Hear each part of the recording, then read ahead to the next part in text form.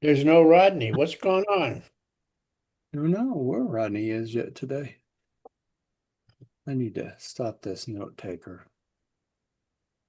We Both have my Pam. laptops wanted to update just as I turned them on. Of course, that's the way it works. All right, that started, and that one over there started. Has anybody There's heard from Jean? Jane, no, hadn't our heard Canadian anything. friend, huh? Hadn't heard anything. Wonder how her husband's doing. Don't know. Haven't heard anything whatsoever. Yep, we're live on Facebook too, so we're live on everything. That's It's good. live. It's live. And there goes. Okay, we're ready to start now. I'm gonna have to figure out something to cut all this forward stuff out on the videos because I'm losing viewers in the first 10 seconds because I'm getting all this stuff done. So, hello everyone, I'm Dr. Roger Paul, and tonight we're going to start a new paper in the Urantia book, paper 148, part 2. I got part 1 up here on the slide. I did not realize that. But it is 148, part 1. I bet I changed it Yeah, and other stuff. training evangelists at Yeah, Bethsaida. but the streaming part says part 2, and I messed up by changing the thing. Let me see if I can fix it. This is part 1. I'm working on so many different things at the same time. It's hard to keep up with it all. Give me a second, y'all. Let me see if this comes back up. It does. Okay, now it's got the right thing. Part 1. Now the slide says part 1. We're good. Okay, so we're on paper 148, part 1, training evangelists in Bethsaida. And the reason I was messed up, I was working on a paper on the angels today, and it was part 2, so I can't get my parts straight. Well, you're kind of dark tonight, Pamela. So, See if I can get another light. can't hardly see you. Ugh. Okay. 1657. Let me see if I can get us started here. Paper 148, Training the Evangelists at Bethsaida. From May 3rd to October 3rd, AD 28, Jesus and the apostolic party were in residence at the Zebedee home at Bethsaida. Throughout this 5-month period of the dry season, an enormous camp was maintained by the seaside near the Zebedee residence, which had been greatly enlarged to accommodate the growing family of Jesus. This seaside camp occupied by an ever-changing population of truth seekers, healing candidates, and curiosity devotees, numbered from 500 to 1,500. This tented city was under the general supervision of David Zebedee, assisted by the Alphaeus twins. The encampment was a model in order and sanitation, as well as its general administration. The sick of different types were segregated and were under the supervision of a believer physician, a Syrian named Elman. So they had a very large camp. That's hard to even imagine back then, doesn't it? I would Okay. imagine multiple temps. Yeah. Nowadays that would be an extremely expensive tent.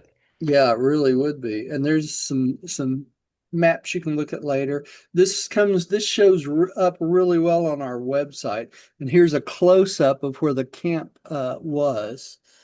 All right. Diane, you want to take the next one? Throughout this period, the apostles would go fishing at least one day a week, selling their catch to David for consumption by the seaside encampment. The funds thus received were turned over to the group treasury. The 12 were permitted to spend 1 week out of each month with their families or friends.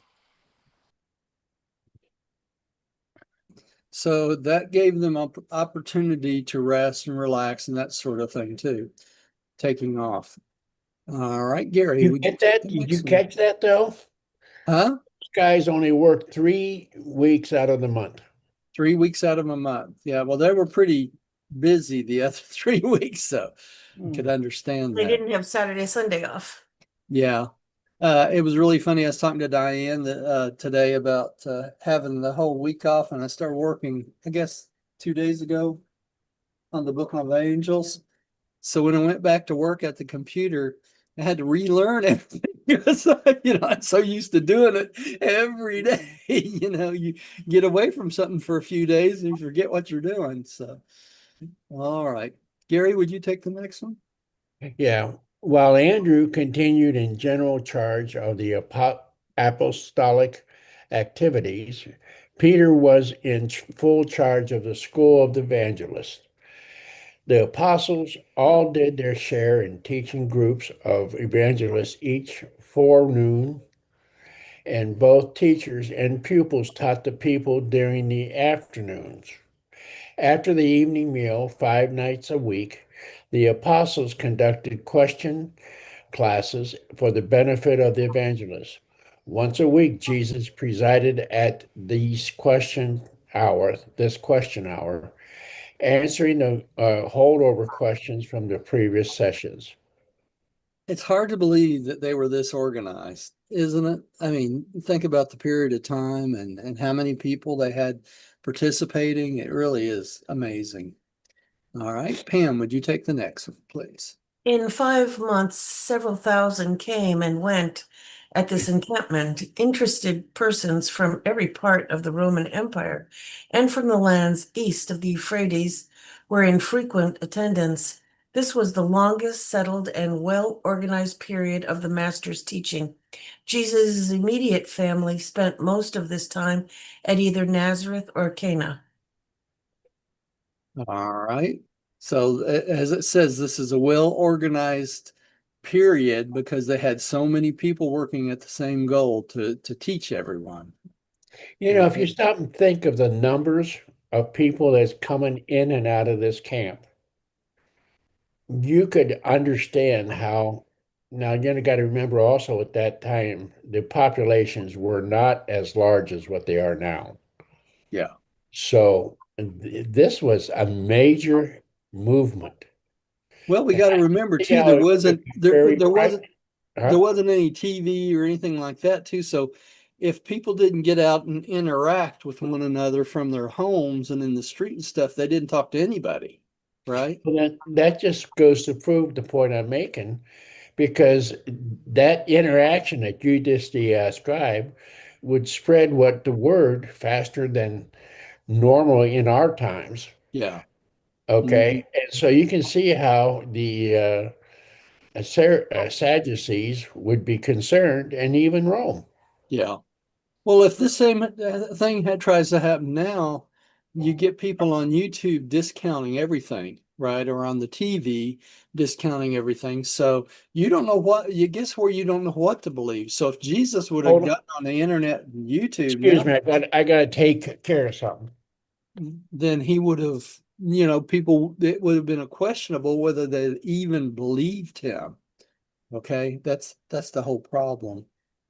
All right. Who was up, Gary? Rodney. Rodney. I am. All right. Don't you think their tents were canvas? Yes. Yeah, that's what they would use as canvas tents. So people like the Apostle Paul was a tent maker at one time, right? And so people like that, they would be in touch with things like that. It's kind of interesting. It's more amazing to me that Paul didn't come along before Jesus actually died. He never met Jesus. And so, just the fact that the whole New Testament was built around Paul, and was not really when you think about it, he was not really an apostle. He was a self-proclaimed apostle. He was never inducted into the apostolic corps, was he? No. So he did everything from the outside, and all the letters he wrote to the churches was before the first gospel was ever published. So, the church became the church of Paul rather than the church of Jesus. So, before the gospels were written. All right. Rodney, would you take the next one? The encampment was not conducted as a community of common interest, as was the apostolic family. David Zebedee managed this large tent city so that it became a self-sustaining enterprise, notwithstanding that no one was ever turned away. This ever-changing camp was an indispensable feature of Peter's evangelistic training school. So they kind of use this as the sample to use from here on out. There. Okay. Let's see, the new school of the prophets. Peter, James, and Andrew were the committee designated by Jesus to pass upon applicants for admission to the school of evangelists. All the races and nationalities of the Roman world and the East, as far as India, were represented among these students in this new school of the prophets. This school was conducted on the plan of learning and doing. What the students learned during the forenoon, they taught to the assembly by the seaside during the afternoon. After supper, they would informally discuss both the learning of the forenoon and the teaching of the afternoon. So you learn something and then you do it, right? Which is a good way to get it ingrained in your mind. Diane. Each of the apostolic teachers taught his own view of the gospel of the kingdom. They made no effort to teach just alike. There was no standardized or dogmatic formulation of theologic doctrines. Though they all taught the same truth, each apostle presented his own personal interpretation of the master's teaching, and Jesus upheld this presentation of the diversity of personal experience in the things of the kingdom, unfailingly harmonizing and organizing these many and divergent views of the gospel at his weekly question hours. Notwithstanding this great decree of personal liberty in matters of teaching, Simon Peter tended to dominate the theology of the school of evangelists. Next to Peter, James Zebedee exerted the greatest personal influence. You're muted. I said I got a big question for you for y'all. What changed between this period of time and after Jesus died about the teaching the truth of the gospel according to your own interpretation? What changed after Jesus died? Well, it became dogmatized. It became dogma. You hit it right on the money, Rodney. And who created the dogma? Well, it was between Peter and Paul. Paul. Mainly Peter, huh? Well, it was mainly Paul. Yeah. The dogma started because Paul was trained in the Jewish theology and philosophy and Mithraism as a boy, right? So well, he was, where did he grow up? he grew up there and he was considered a Roman citizen, but he grew up a Jew. Okay, so he was a Jewish Roman citizen, and his influences were the Jewish religion and Mithraism. When he was a teenager, according to what we know, he was a Mithraist. Okay, so all this dogma and stuff that ended up coming into the church, like making the sacrificial lamb thing, the church, part of the Christian church, and all these things like the all the things that Jesus tried to get away from, like the priesthood and that sort of thing, and the myths attached to everything, like the virgin birth, that came from Mithraism. Every single religion before Christianity, all their leaders came from virgin births. All of them were crucified. All of them were expected to come again in a second coming. All these things are all from all the religions that were there before Christianity, and all of that was transferred by whom? Paul the Apostle. Okay. And if we realize that, we realize the issues in our own Bible, because when the Council of Nicaea, can't even think of the city, 396 years later, when they had the council to put all of the books of the Bible together, what did they do? They went by the concepts of Paul, not the concepts of Jesus. And that is the main issue with the New Testament today. If they would have gone with the gospel of Jesus as Jesus taught it, we would have had a totally different New Testament than we had today. And we know this from reading it. If you read the New Testament and you compare it to the Urantia Book, you go, wait a minute, Jesus didn't say that way. Never did. All right. So it's an interesting dichotomy between, what is actual Jesus and what is actually the theology of Paul. That's too bad too. Yeah, it's really too bad, And I know y'all think I'm just beating up on Paul. I'm not. I just want to bring the truth to light.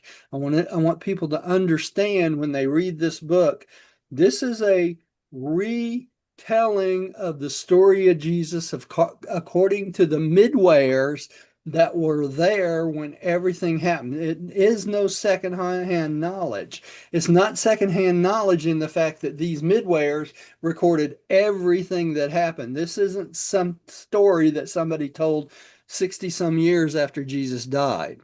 Right. That's the big difference. All right. So that's why everything is so clear in this book. Mm-hmm. All right. Gary's still gone. Oh, Pam, would you take the next one? The 100 and more evangelists trained during this 5 months by the seaside represented the material from which, excepting Abner and John's apostles, the later 70 gospel teachers and the preachers were drawn. The school of evangelists did not have everything in common to the same degree as did the 12. Okay, so they didn't have communal living, did they? They didn't share everything. The evangelists didn't. Not like the apostles. It was a totally different situation. And Jesus set it up that way. He did not intend for anyone but the apostles to live in a communal manner like that. All right. Rodney. These evangelists, though they taught and preached the gospel, did not baptize believers until after they were later ordained and commissioned by Jesus as the 70 messengers of the kingdom. Only 7 of the large number healed at the sundown scene at this place, or to be found among these evangelistic students. The nobleman's son of Capernaum was one of those trained for gospel service in Peter's school. Remember the story of the nobleman's son? Yeah. Yeah, that's what they're talking about here. Okay, he was healed by faith from afar, right? Mm-hmm. And he became one of the 70 evangelists. It's interesting here that they actually trained 100 evangelists, and we're going to find that a little bit later, but only 70 of them were chosen to be the representation of the evangelists. So not everyone was up to snuff for this, were they? All right. The Bethsaida Hospital. In connection with the seaside encampment, Elman, the Syrian physician, with the assistance of the corps of 25 young women and 12 men, organized and conducted for 4 months what would be regarded as the kingdom's first hospital. Sweetie, you need to go check that. You hear the cat fighting? Somebody's fighting out there. Oh. Just go check for me real quick. Sorry, y'all. We got a cat fight going on outside. Just make sure everything's okay.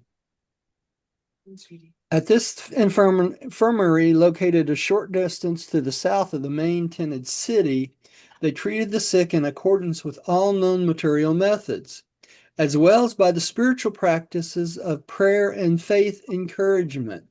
Jesus visited the sick of this encampment not less than 3 times a week and made personal contact with each sufferer. As far as we know, no so-called miracles of supernatural healing occurred among the 1,000 afflicted and ailing persons who went away from this infirmity improved or cured. However, the vast majority of these benefited individuals ceased not to proclaim that Jesus had healed them. Did y'all catch that? Not a single one of them was a miraculous cure, but many of them were cured by their own faith and had a spiritual healing. Well, You it see, says as far as they know. as far as they So they know. weren't real sure. Yeah.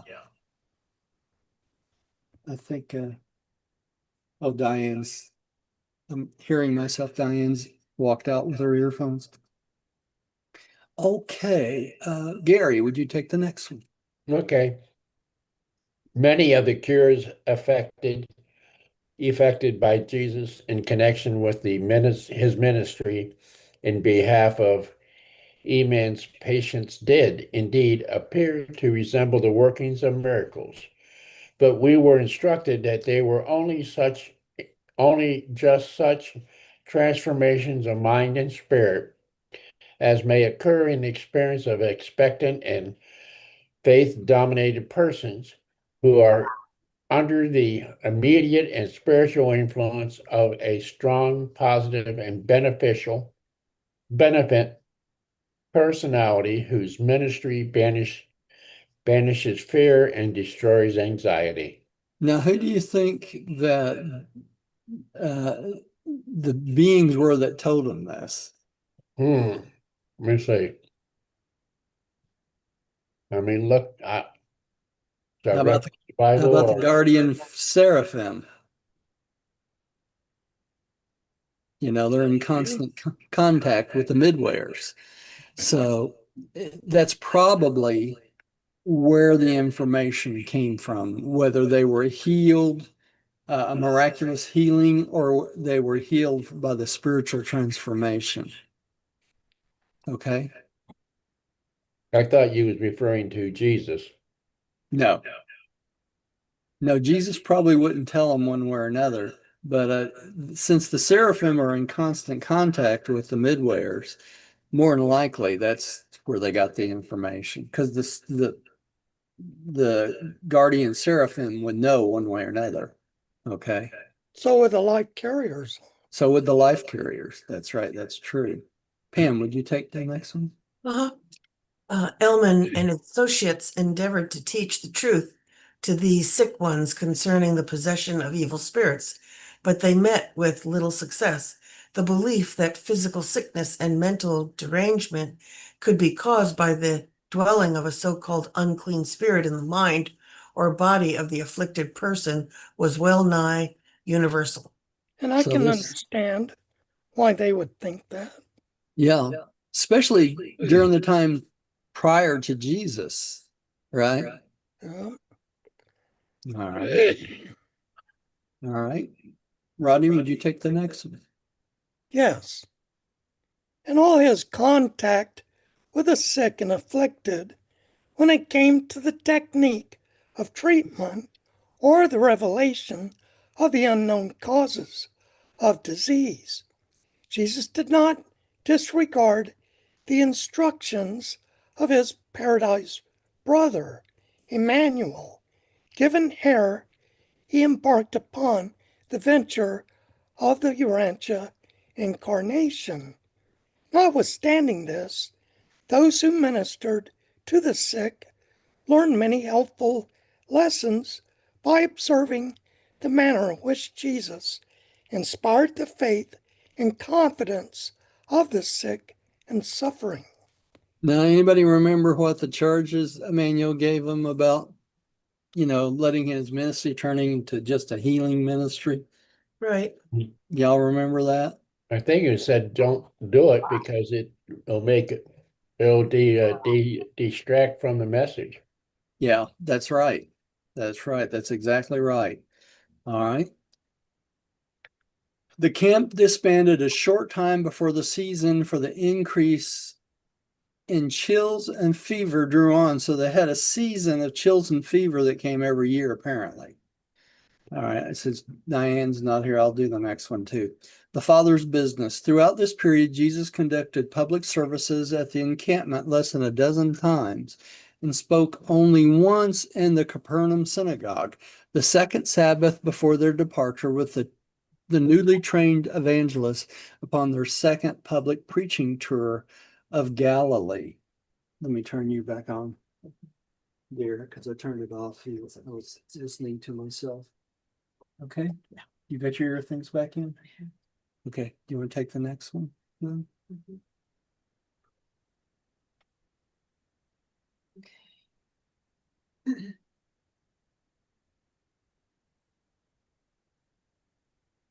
Since his baptism had the master been so much alone as during this period of the evangelist training encampment at Bethsaida.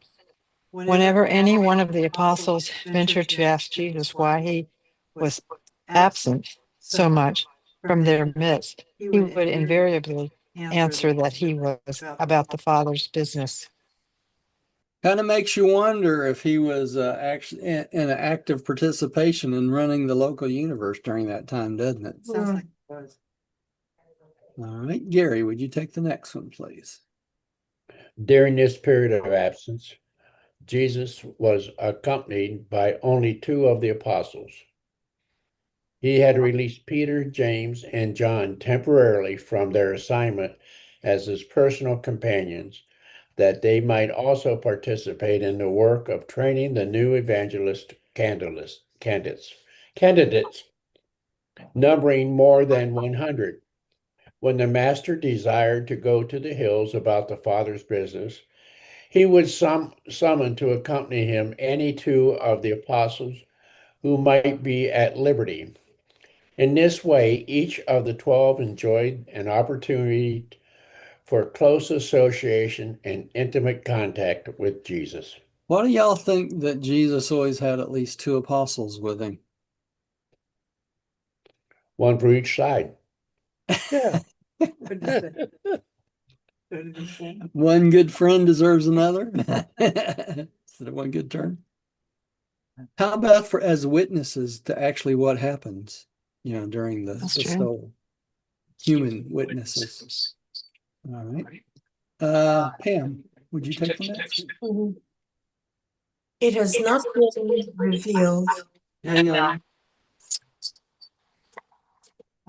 There you go. Diane, will you go on mute there? Thanks. Yeah. It has not been revealed for the purposes of this record, but we have been led to infer that the master, during many of these solitary seasons in the hills, was in direct and executive association with many of his chief directors of universe affairs. Ever since about the time of his baptism, his incarnated sovereign of our universe had become increasingly and consciously active in the direction of certain phases of universe administration. And we have always held the opinion that in some way not revealed to his immediate associates during these weeks of decreased participation in the affairs of Earth, he was engaged in the direction of those high spirit intelligences who were charged with the running of a vast universe, and that the human Jesus chose to designate such activities on his part as being about his Father's business. There you go. That has it right. He was active in some affairs of the universe. Rodney. Many times when Jesus was alone for hours, but when two of his apostles were nearby, they observed his features undergo rapid and multitudinous changes, although they heard him speak no words. Neither did they observe any visible manifestation of celestial beings who might have been in communication with their master, such as some of them did witness on a subsequent occasion. Okay, so most of the time they would not see him actually talking to anybody, but his appearance would change as he was communicating with these individuals. They didn't hear him talk. So, big question here. Do you think he was talking to them mentally through telepathy or something? Yeah, I think so. I would think so. Yeah, makes I sense. wonder, makes you wonder though, why his physical body, was it his body or perhaps it was the energy around his Well, body? it could be he was kind of in a phase between uh, A Morancha phase? Morantia and immortal in between there somewhere. You know what I'm saying? So he may have been phasing in and out of both the finite existence and the Morantia existence at the same time. You know, Mm-hmm. could very well be the case. All right. Let's see. Does that make me up again? I think evil, sin, and iniquity. It was the habit of Jesus 2 evenings each week to hold special converse with individuals who desired to talk with him in a certain secluded and sheltered corner of the Zebedee garden. At one of these evening conversations in private, Thomas asked the master this question: why is it necessary for men to be born of the Spirit in order to enter the kingdom? Is rebirth necessary to escape the control of the evil one? Master, what is evil? When Jesus heard these questions, he said to Thomas, pretty straightforward, Diane. Do not make the mistake of confusing evil with the evil one. More correctly, the iniquitous one. He whom you call the evil one is the son of self-love, the high administrator who knowingly went into deliberate rebellion against the rule of my father and his loyal sons. But I have already vanquished these sinful rebels. Make clear in your mind these different attitudes towards the Father and his universe. Never forget these laws of relation to the Father's will. Now, what is he talking about here when he said he's already vanquished these sinful rebels? He took their power. He took their power, and remember Mount Hermon? Yeah, that's where he did it. Yeah. He saw Satan falling. Remember that? Mm-hmm. Okay, so that's what he's talking about. In other words, they no longer have any hold or control of human beings, and their power is gone to do anything. Isn't it Okay. the difference now because we have Caligastia on this earth? Well, we don't know that he's still here, Gary, completely. We know he was still here during the beginning of the transmission of these messages, but as far as him being removed, he could have been removed any time. I think the evil we have to worry about now is the evil within our own minds and how we embrace evil and embrace iniquity in our own lives. If we never embrace equal and we never become iniquitous, do we have anything to fear whatsoever? No, Chocolate. nothing whatsoever. You know, it's interesting because as bad as this world seems to us right now, it gives us the opportunity to show our faith and how dedicated we are to doing the will of God. Okay, and we would not be afforded this opportunity if this was a perfect world, would we? Because if it was a perfect world, there wouldn't be evil run amok. There wouldn't be iniquitous people all around us. All these situations would not be coming up because it would be no evil in the souls of men to come forth and hurt one another and that sort of thing. Does that make You sense?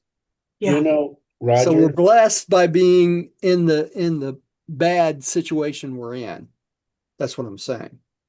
but all our problems would not exist if we followed his rule of being of the golden rule. That's true. And we wouldn't have problems if we went entirely in our lives by doing the will of God in our lives, would we? Because these things would not come up, Mm-hmm. right? And Mm-hmm. it's that's a hard concept for us to get in our minds, that all this stuff we see on TV and the internet and everything else, all this stuff would not be happening if we did two things: follow the will of God and follow the golden rule, just like you said, Gary. We wouldn't do these things to one another and hurt each other. Okay. All right. Jesus is going to go over through evil, sin, and iniquity in this next one. All right. Who's up, Gary? I think Gary's up. Okay. Evil is the unconscious or unintended transgression of the divine law, the Father's will. Evil is likewise the measure of the imperfectness of the obedience to the Father's will. Stop right there, Gary. What is evil? It's ignorance. It's ignorance. That's exactly right, Rodney. It's ignorance, unintended transgression of divine law. That's all the divine laws, right? That's just not the interaction between people, but it also includes all the divine laws of the physical universe that's set up to keep the world going. So Okay? evil is practically everywhere in Everywhere. That's right. universes, That's right. except for the central universe. That's exactly Not right. there. It's you can measure how imperfect it is by comparing it to the obedience of the Father's will. So if we act within the Father's will all the time, will evil affect us?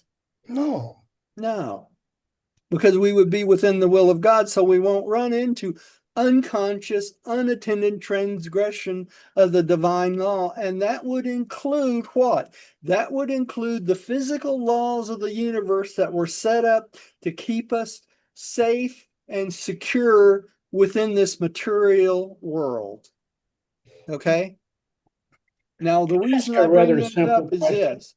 The reason I bring that up is this: when we step out of the divine will, we can step into a finite reality that's wrong because it's not following the divine laws of the will of God the Father. Okay? What were you going to say, Gary? What can you put it in a sentence or two? What's the Father's will? The Father's will is basically following the plan that the Father set up in the beginning of time for all human beings to live by loving one another, giving to one another, loving God, and then loving each other just as we love God. That is the will of God. And if we follow that, then all the rest of the things like the golden rule and the 10 commandments and all these things, we won't do any of these things, right? Because we have it ingrained in our mind. Every action we take is this what God would want me to do? Is this the will of God? And if we ask ourselves those questions, when we get in situations in which it's questionable which way you should go, you can always follow the will of God because you know innately what your moral choices are and what you have been trained to understand as moral law. Okay? That's why teaching your children is so important, right? So they understand moral law, they will understand divine will. Why do you think we have a conscience? It's that your conscience is not the will of God, it's your moral law saying, hey, I have learned better than this. Okay? That's what that is. All right, let's go on to the next one, Gary. Sin is the conscious, knowing, and deliberate transgression of the divine law, the Father's will. Sin is the measure of unwillingness to be divinely led and spiritually directed. What's the key word there? Conscious. Unwillingness. Okay. So sin is knowing You should do one thing, but you deliberately transgress what you know is right, which is the divine law. And that is the Father's will. If we stay within the Father's will all the time, if we do what you know is right all the time, then you will stay away from sinning in your life. Sin is not necessary in life. People think, oh, I sin because I don't know any better. No, you sin because you choose to sin. Okay? You deliberately Deliberately, transgress. you hit it, Rodney. It's a will for act, is it not? I mean, any way you look at it, you have to choose to sin because it's a conscious knowing and Right. deliberate transgression. You have to choose. Correct. Right. All right. Now let's talk about iniquity. Gary, would you take the next one, please? Iniquity is a willful, determined, and persistent transgression of the divine law, the Father's will. Iniquity is a measure of the continued rejection of the Father's loving plan of personality survival and the Son's merciful ministry of salvation. Wow. Is What not that Lucifer did. that's exactly what Lucifer did. And he let all these other beings in with him, didn't he? Okay. So he was not only iniquitous, a willful, determined, and persistent transgression. Think of it this way. If you know when you go in that bar tomorrow night and have a dozen drinks, that when you come home, you're going to do what? You're going to injure yourself. You're going to injure your spouse. You're going to injure your children. You're going to injure your relationships with other people because you say stupid things, do stupid things, and act like a stupid individual, right? Yes. Does that make sense? That is a iniquitous, willful, determined, and persistent transgression of God's divine law, which is what? The Father's will. And it is outside the plan that the Father have. It's a rejection of his loving plan of personality survival, his plan to make sure you survive past this life. It is also a slap in the face to the Son, the number one Son, and the Creator sons of the merciful ministry of the salvation of them coming to the planet to show us the proper way. Okay? And that's what's called iniquity. Because it's called iniquity because you do it over and over and over again. When you go home tonight and you hit your wife or you hit your children and you know what's wrong, what is it? It's an iniquitous, willful, determined, persistent transgression of what? The divine law. The divine law, because you know it's better. You know better. You know it's wrong. Okay. That's what this sin is about right above it. It's a conscious knowing and deliberate transgression. Okay. Iniquity is that same transgression done over and over and over again. So when you come in and you yell at your wife or you yell at your husband and call them all these names in the book, do you think that's the will of God? No, not at all. So think about it next time, okay? It can help your change of habit to that of a spiritual, conscious habit of doing the will of God. Does that make sense? I'm preaching to the choir here, but I'm also preaching to those who are listening, because people don't realize what this is all about. This is the crux of the matter. Mhm. All right.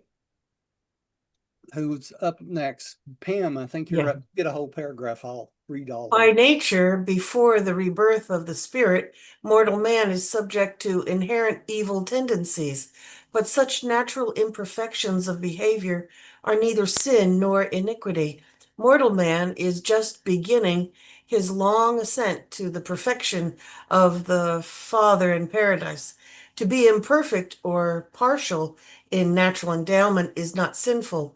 Man is indeed subject to evil, but he is in no sense the child of the evil one unless he has knowingly and deliberately chosen the paths of sin and the life of iniquity. Evil is inherent in the natural order of this world, but sin is an attitude of conscious rebellion which was brought to this world by those who fell from spiritual light into gross darkness. So what is the number one issue here it has to have to be that way? We have to choose it, right? Mhm. You can't choose, you can't fall into sinfulness without first making a choice. Does that make sense? Yeah. You choose to be the way you are. Whether you say, "Oh no, it's not my fault. My parents beat me. My mother hated me. My father hated me. I had all these disadvantages. I was poor. All these other things." Those aren't excuses for being who you are. You can overcome all of it.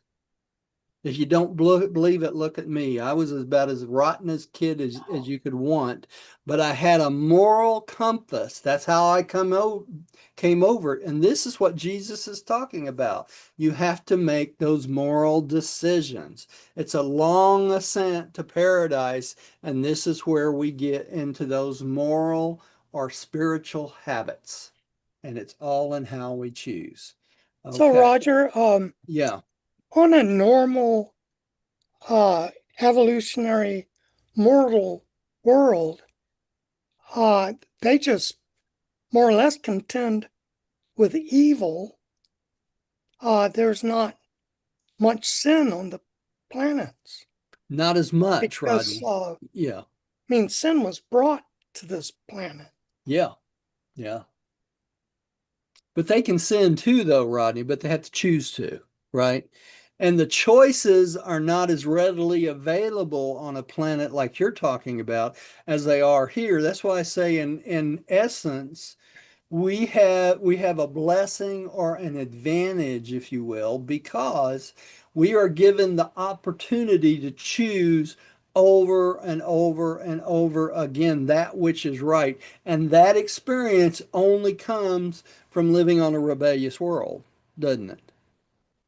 If you live on a non-rebellious world, you don't get put in those situations. That's why when we go on to the mansion worlds and we go up the scale and go to paradise, we become more and more valuable to the teachers as teachers for those who come behind us, because many of these beings won't come from a world like ours. They have no concept of what sin and iniquity that's used over and over and over again is like. So what do we become? We become the teachers of those who need to know. We are the experiential teachers for those who come behind us. They are the non-experiential students that have to learn it through our experience. Phew. Does that make sense? Yeah. Did I lose everybody? Y'all all have blank faces. What the heck is he talking about? I'll be honest, I was just thinking that we are a good example of bad. We are. That's Yeah. that's pretty much it. We are. Okay, let's go on. Rodney's turn. Rodney. You are confused, Thomas, by the doctrines of the Greeks and the errors of the Persians. You do not understand the relationships of evil and sin because you view mankind as beginning on earth with a perfect Adam and rapidly degenerating through sin to man's present deplorable estate. But why do you refuse to comprehend the meaning of the record which discloses how Cain, the son of Adam, went over into the land of Nod and there got himself a wife? And why do you refuse to interpret the meaning of the record which portrays the sons of God finding wives for themselves among the daughters of men? So what's he teaching us? He's teaching us all the way back to Adam. And even before Adam, this world was not perfect, was it? The decisions weren't perfect. None of them were. We didn't come from a sin-stricken world. That evil and that sin actually started with what? The Lucifer rebellion. Okay, so it's been here a long time, and we never were owned by Lucifer. We were never owned by Caligastia. We weren't children of evil. We had to choose these things. Okay, and it always comes back to choice. And look at what he's talking about here. Adam's son went over to the land of Nod and got himself a wife. Because of why? The descendants of Nod, okay, were from the original Caligastia 100. Remember that? Okay. So the best stock of human being on the planet, even though they rebelled, came from what? The Caligastia 100. So Adam's son went over to um, uh, the land of Nod and met, what is it, Rada? And they had children, and she was much younger. He was 132 years old. He was an old man. But he married this 20-something-year-old woman from the land of Nod because she had the best human stock to reproduce with. Okay? And so that what Jesus is talking about is here is our interpretation of the scriptures, that because Adam and Eve defaulted, that the world was covered in sin, is just not true. I went around about the horse to get to that one, didn't I? Right? All right. So let's go on. Well, I'm running out of time again. I guess I'm not again next. Unless, Rodney, did you just read? I did. Okay. Men are indeed by nature evil, but not necessarily sinful. The new birth, the baptism of the Spirit, is essential to deliverance from evil and necessary for entrance into the kingdom of heaven. None of this distracts from the fact that man is the Son of God. Neither does this inherent presence of potential evil. Inherent presence, you see that? Of potential evil mean that man is in some mysterious way estranged from the Father in heaven, so that as an alien, foreigner, or stepchild, he must some manner seek for legal adoption by the Father. All such notions are born first of your misunderstanding of the Father, and second of your ignorance of the origin and nature and destiny of man. Mm-hmm. So because our lack of understanding. Why do you think Don Estes named his church the Origin, Nature, and Destiny of Deity? Because we have a misunderstanding of our own past and our pathway to a new future. And Jesus is telling us the only way we can go on this new pathway is what? To be born of spirit and get a new attitude about the way you live. Because if you keep living in the same old sinful, iniquitous world as you always did and make the same decisions, will you grow spiritually?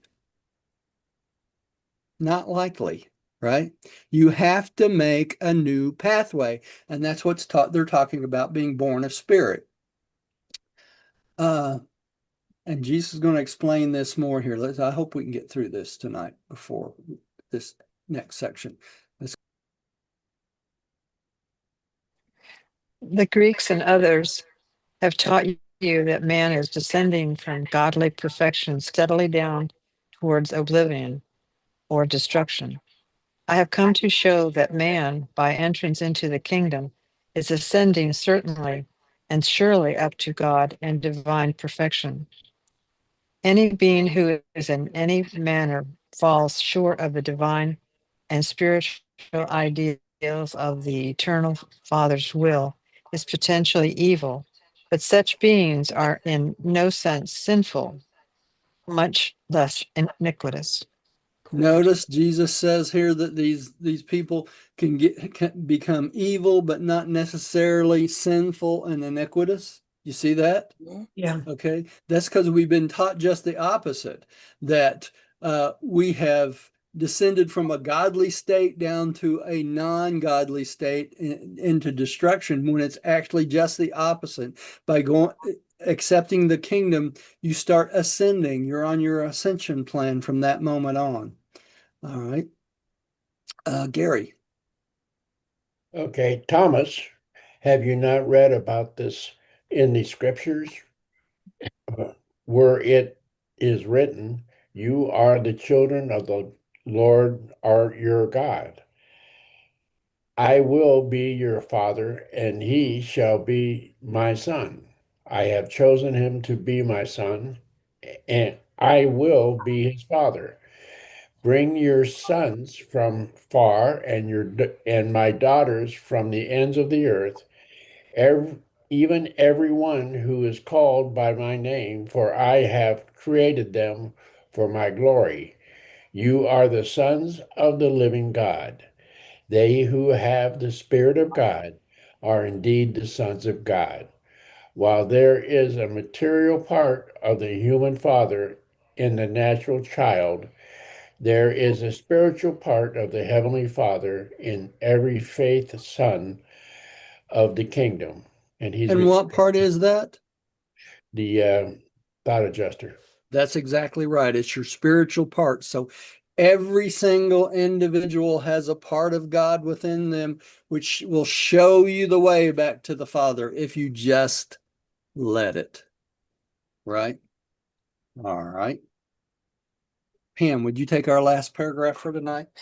All this and much more Jesus said to Thomas, and much of it the apostle comprehended, although Jesus admonished him to speak not to the others concerning these matters until after I shall have returned to the Father.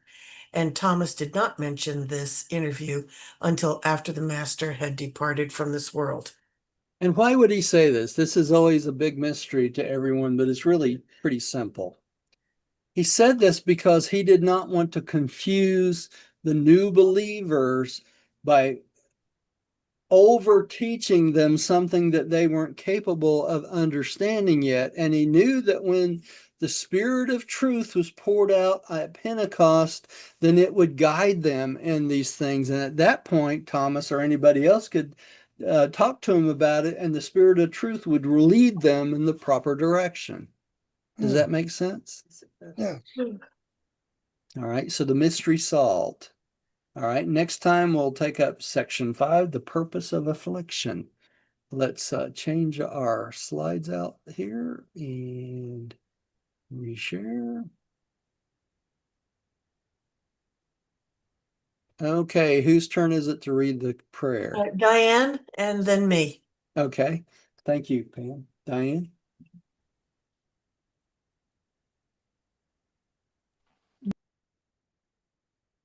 Yeah. Prayer of acceptance.